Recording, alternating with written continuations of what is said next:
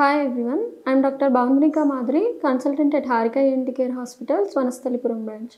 ఈ రోజు మనం చెవిలో గుబిలి ఆర్ గులిమి అని అంటాము. సో ఇయర్ వ్యాక్స్ అనేది ఎట్లా ఫామ్ అవుతుంది ఏంటి దాని గురించి తెలుసుకుందాం. సో ఇయర్ వ్యాక్స్ అనేది it's a natural oily substance.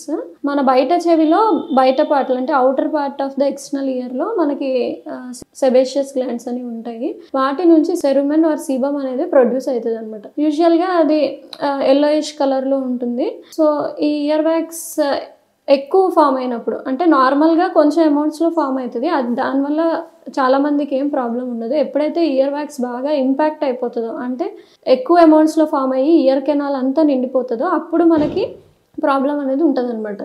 నార్మల్గా మనం ఇలా జా మూమెంట్స్ చేసినప్పుడు తినేటప్పుడు ఏదైతే మన ఇయర్ కెనాల్లో స్కిన్ అనేది మైగ్రేట్ అయ్యి అవుటర్ ఇయర్ వరకు వస్తుంది అనమాట. So this is the normal mechanism. అంటే ఇయర్ అనేది సెల్ఫ్ క్లీనింగ్, మనం దాన్ని ఏం క్లీన్ చేయాల్సిన అవసరం లేదు, అది self cleaning.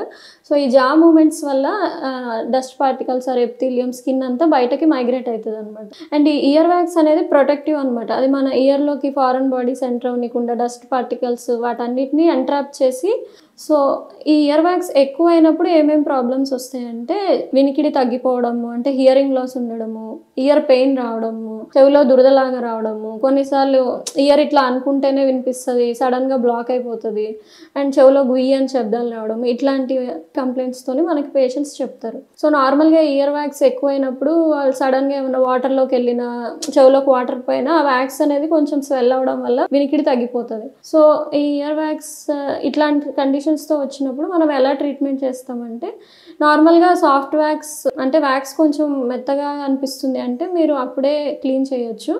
In case hard wax గట్టిగా ఫామ్ అయింది అంటే మాత్రం ఫస్ట్ మనం వ్యాక్స్ సాఫ్ట్నర్స్ ఇస్తాము, D wax or Soliwax ఇచ్చి ఒక 3 to 4 days తర్వాత మళ్ళీ క్లీనింగ్ అనేది చేస్తామన్నమాట. ఈ ఇయర్ వ్యాక్స్ క్లీనింగ్ ఎట్లా చేస్తామంటే ఎయిదర్ విత్ క్యూరెట్ అంటే చిన్న హుక్ లాగా ఉంటుంది, small amounts we can remove with curette, or ear syringing అనమాట. సిరంజింగ్లో మనం వామ్ వాటర్ తీసుకొని రూమ్ టెంపరేచర్లో వాటర్ ఇయర్లోకి పంపించి ఆ ప్రెషర్ వల్ల ఆ వ్యాక్స్ అనేది బయటకు వస్తుంది.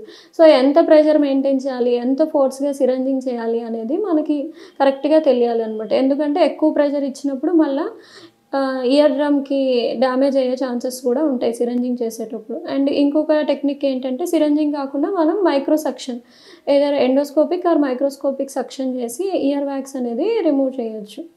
So this is the treatment for ear wax.